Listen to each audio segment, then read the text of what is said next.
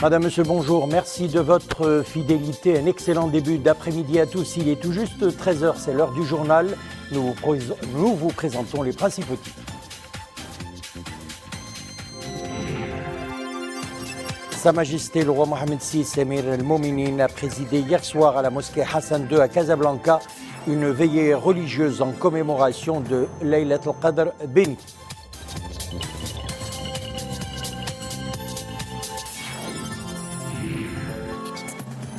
Les familles syriennes qui étaient coincées à la frontière algéro-marocaine expriment leurs vifs remerciements et leur profonde gratitude à Sa Majesté le Roi qui a donné ses hautes instructions pour le traitement immédiat de leur situation. La Fondation Mohamed V pour la solidarité animée par un engagement fort et constant en faveur des plus démunis, des actions menées sur plusieurs fronts. Nous nous intéressons aujourd'hui à la maison de l'étudiante Dar Taliba à Fès. Sa Majesté le roi Mohamed VI Amir al-Mouminin, accompagné de son Altesse royale le prince héritier Moulay el-Hassan, de son Altesse royale le prince Moulay Rachid et son Altesse le prince Moulay Ismail, a présidé hier soir à la mosquée Hassan II à Casablanca une veillée religieuse en commémoration de Laylat al-Qadr bénie. Souad Nachat.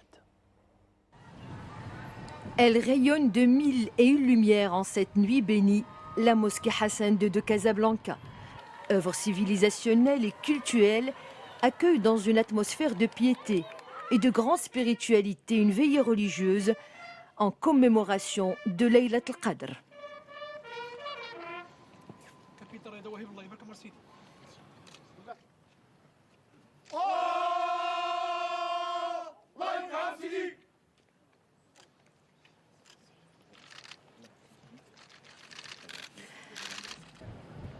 Amir al-Mouminin, accompagné de son Altesse royale le prince héritier Moulay el-Hassan, de son Altesse royale le prince Moulay Rachid et de son Altesse le prince Moulay Ismail, a présidé cette veillée en cette nuit bénie.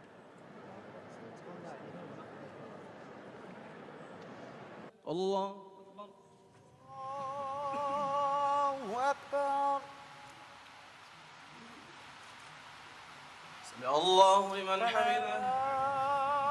Après les prières d'Al-Isha et des Tarawih, des versets du Saint-Coran ont été récités par l'enfant Az-Zoubir al-Rouzi, 13 ans, originaire de Casablanca, lauréat du prix national Mohamed VI de mémorisation, de déclamation et de psalmodie du Saint-Coran.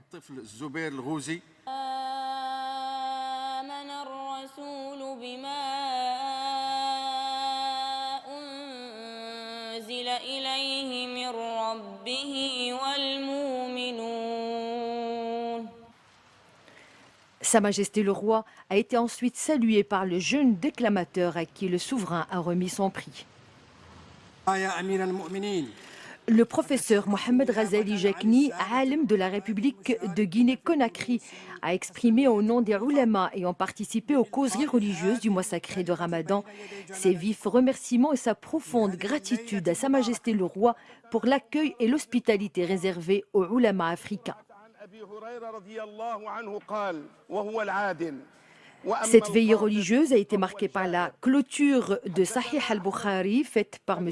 Omar Mohsin, président du conseil local des ulama de la préfecture d'arrondissement de Casablanca-Anfa, après lecture de Hadith al-Khatm par le frère Mohamed Janah, membre du conseil local des ulama de la préfecture d'arrondissement de Casablanca-Anfa.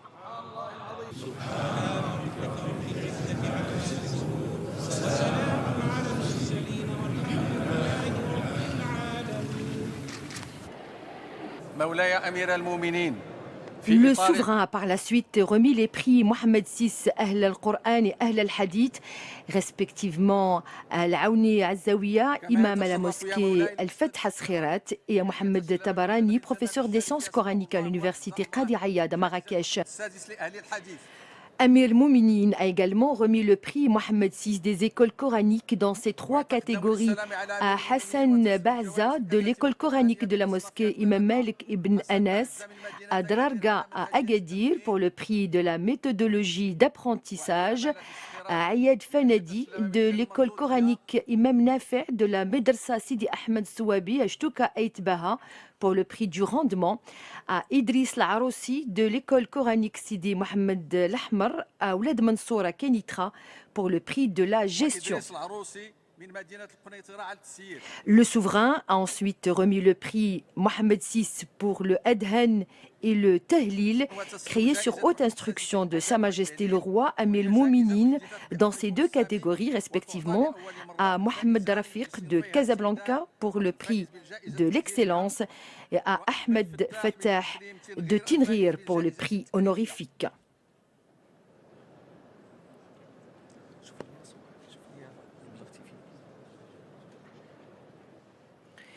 Et au terme de cette veillée religieuse, Sa Majesté le roi Mohamed VI a été salué par M. Ahmed Aboubakr Al-Rifa'i, conseiller spécial aux affaires internationales du président du Nigeria.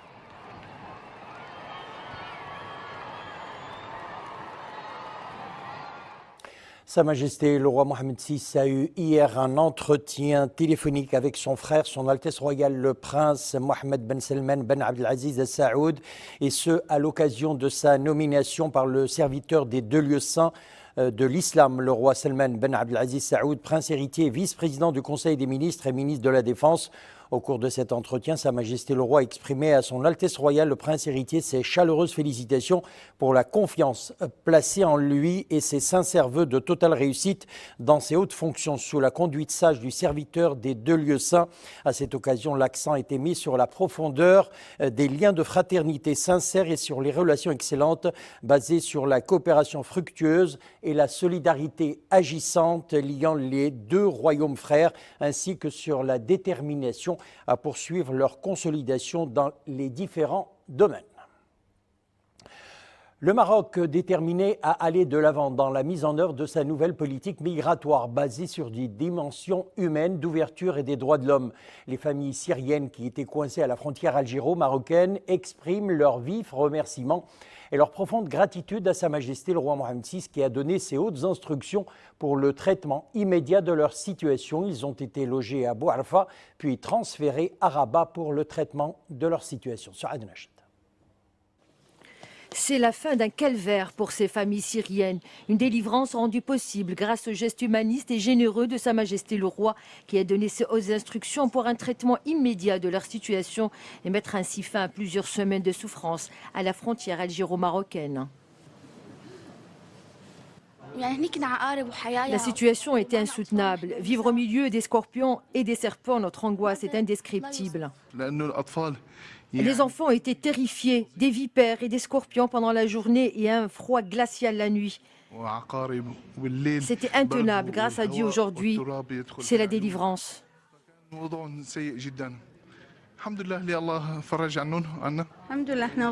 Notre joie est indicible après ce que nous avons vécu là-bas. Nous sommes aujourd'hui soulagés, heureux. L'initiative humaine du souverain traduit une fois de plus l'engagement humaniste et solidaire du royaume dans le traitement des problématiques migratoires. Un geste du cœur qui prend un relief particulier en ces jours de mois sacrés, mois de piété et de partage.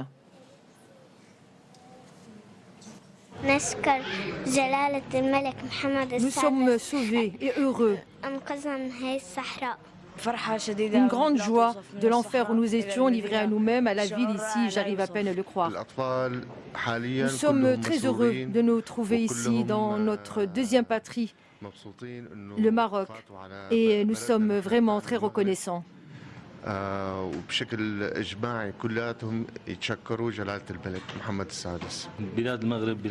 Le Maroc est un pays de générosité et d'accueil. Nous aspirons à une vie digne ici pour nous et pour nos enfants.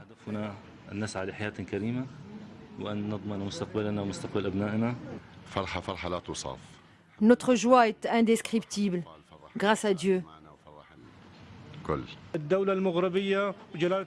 Nous remercions Sa Majesté le Roi pour l'hospitalité et l'accueil chaleureux qui nous ont été réservés.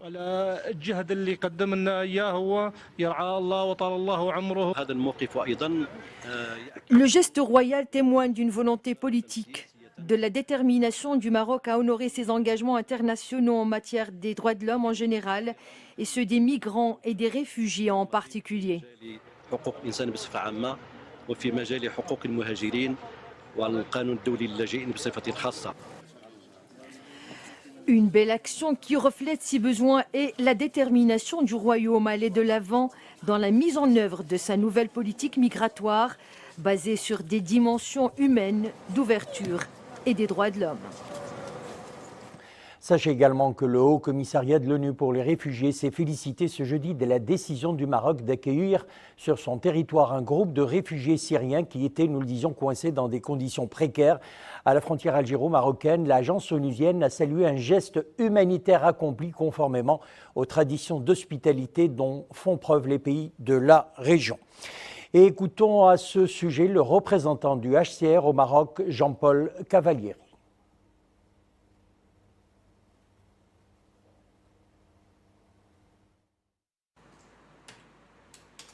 Au nom du HCR, je tiens à exprimer toute notre reconnaissance à Sa Majesté le roi Mohamed VI pour cette décision. Nous sommes particulièrement sensibles au fait que la décision a été prise durant la journée mondiale du réfugié, qui est une journée durant laquelle nous célébrons la résilience des réfugiés de par le monde, des 65 millions de personnes déplacées de force, et aussi une journée pendant laquelle c'est l'occasion de saluer aussi la générosité des communautés d'accueil, des sociétés d'accueil, comme c'est le cas ici au Maroc. Nous réalisons aussi que cette décision a été prise pendant ce saint mois de Ramadan, et nous savons que le Coran, aussi bien que la tradition islamique, ont nourri ce que nous appelons le droit international moderne des réfugiés, notamment à travers des traditions et des valeurs comme celle de l'accueil, de la protection de l'étranger, de l'asile. Le chef du gouvernement, Saad Eddine Al-Othmani, a présidé un conseil de gouvernement marqué par la présentation d'un exposé relatif au projet de la stratégie nationale de l'efficacité énergétique à l'horizon 2030. Le Conseil a examiné 10 projets de décret. Nous y reviendrons au cours de nos prochaines éditions d'information. La Fondation Mohamed V pour la solidarité, animée par un engagement fort et constant en faveur des plus démunis, des actions menées sur plusieurs fronts, dont celui touchant à l'éducation. C'est ainsi que la Fondation est à l'origine de plusieurs réalisations. La maison de l'étudiant Dar Taliba Fez. Reportage Saïd Mehouaj, Zakaria Mokinbil. La maison de l'étudiant à Fez, une des réalisations majeures de la Fondation Mohamed V pour la solidarité. La structure accueille des jeunes filles scolarisées et ayant des difficultés à se loger. Hébergement, espace de lecture et d'activités variées, la maison de l'étudiante leur permet de poursuivre leur scolarité dans un lieu adéquat disposant de toutes les facilités. J'ai appris à compter sur moi-même. On doit s'adapter et pouvoir se débrouiller tout seul en plus d'étudier.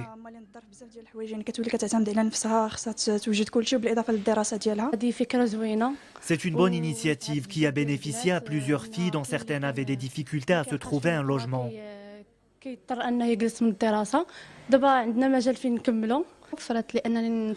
peux actuellement poursuivre ma scolarité, ce qui n'aurait pas été le cas sans cette structure, car j'habite très loin d'ici. Dans cet établissement, nous avons tout ce qu'il faut.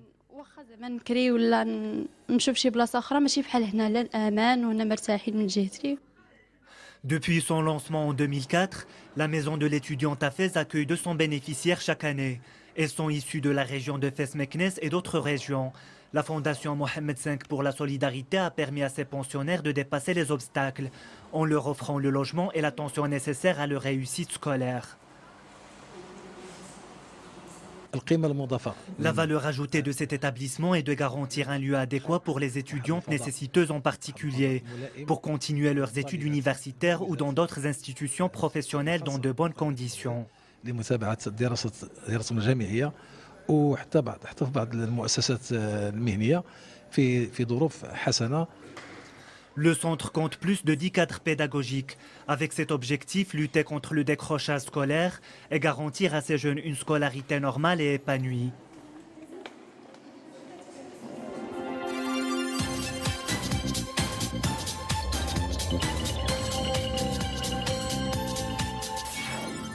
L'actualité internationale, nous l'entamons par le Portugal. Les pompiers sont parvenus ce matin à stopper la progression du feu de forêt qui faisait rage depuis samedi dernier dans le centre du pays. Le feu qui a touché de très nombreuses communes a été circonscrit à l'intérieur d'un périmètre contrôlé par les pompiers d'une superficie estimée à 20 000 hectares. 11 avions de lutte anti-incendie dépêchés par l'Espagne, la France et l'Italie ont participé à l'opération. Près de 2400 pompiers restent mobilisés pour venir à bout de l'incendie. Le dernier bilan est de 64 morts et 204 blessés. Et puis aux États-Unis, la tempête Cindy frappe les côtes de la Louisiane et la Floride et l'Alabama. La tempête a entraîné des précipitations, des averses qui ont engendré des crues subites. De nombreux dégâts à signaler également. Et puis au dossier syrien, plus de 300 terroristes du groupe autoproclamé État islamique ont été tués par les forces démocratiques syriennes soutenues par les États-Unis à Raqqa ces dernières semaines. Les forces syriennes composées de combattants arabes, kurdes et syriens se sont emparées de 4 localités de la province depuis le début de l'offensive lancée il y a 2 semaines. L'opération à Raqqa a attisé les tensions entre le groupe et l'armée syrienne, dont les troupes progressent vers le sud et l'ouest de la ville, et la crise justement entre les États-Unis et la Russie suite à l'affaire de l'avion de chasse syrien abattu par l'armée syrienne. Et puis en France, le président français Emmanuel Macron remanie son gouvernement après le départ de 4 ministres. La nouvelle équipe est plus étoffée que la précédente. 30 membres contre 23 précédemment, a signalé le départ de plusieurs poids lourds, dont 3 ministres du MoDem de François Bayrou, remplacés d'ailleurs par Nicole Belloubet à la justice suite à l'enquête visant le MoDem pour abus de confiance et recel. L'affaire est d'autant plus embarrassante que Bayrou a piloté un projet de loi qu'il a présenté la semaine dernière sur la moralisation de la vie publique, un des chantiers prioritaires du chef de l'État français.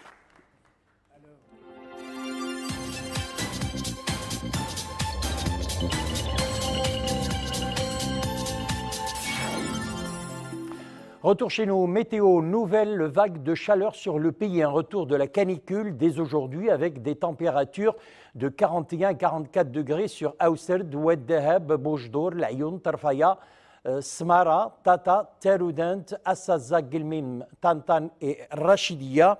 Le pic sera atteint samedi avec 48 degrés sur des régions d'Aousserd, Oued Dahab, Boujdour, Marrakech, Rhamna, Sidi Simen, Stat et Sidi Qasm. Au pied de l'Atlas, à une centaine de kilomètres de Bni Mellel, la ville de Demnet, située dans la province d'Azilal, la ville regorge de sites naturels. Demnet, c'est aussi son quartier juif et ses maisons en pisé. Dans le cadre de la série Art et cachet architectural, nous vous offrons cette visite guidée à travers les différents monuments de la ville. Mohamed Wahibi, Zakaria Mouqim Billah.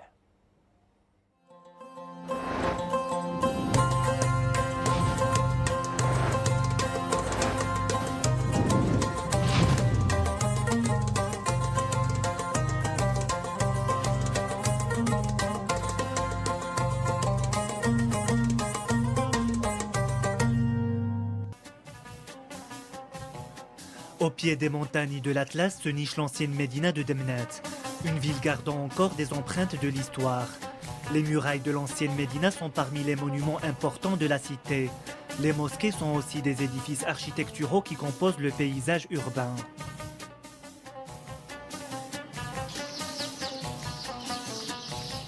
Demnet est l'une des anciennes villes marocaines. Elle est caractérisée par un cachet traditionnel. La ville est ceinte de remparts antiques. Son authenticité se reflète dans l'existence de plusieurs zaouïas et mosquées traditionnelles. De nombreux ateliers d'artisanat animent cette ville comme le tannage ou la poterie.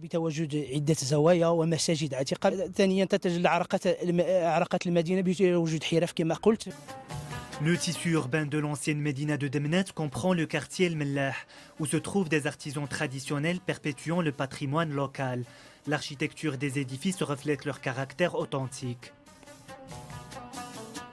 Le cachet architectural de l'ancienne Médina est marqué par son caractère traditionnel. Des rues étroites et des habitations restaurées qui ont perdu au fil des ans un peu de leur authenticité.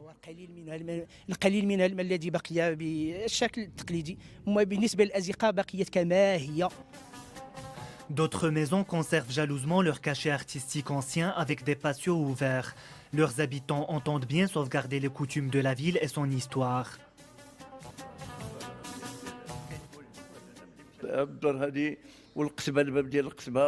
Cette maison ainsi que la porte de la Kasbah et la mosquée sont des édifices anciens. C'est aussi le cas des portes historiques de la ville. Durant le protectorat, les portes des remparts de la ville étaient fermées à 6 heures du soir.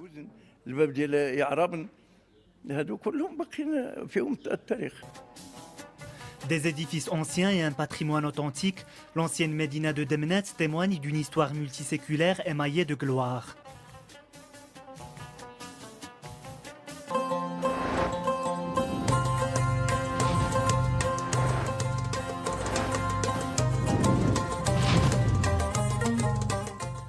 Et avant de nous quitter, rappelons ce retour à l'heure d'été au Maroc. Ça sera le 2 juillet à 2 heures, l'heure légale au Maroc sera donc avancée de 60 minutes, annonce le ministère de la Réforme de l'Administration et de la Fonction publique. Et puis nos rendez-vous d'information après Ramadan subiront quelques changements également. 13 heures l'édition de la mi-journée en arabe, 14 heures le JT en amazigh suivi du journal en espagnol.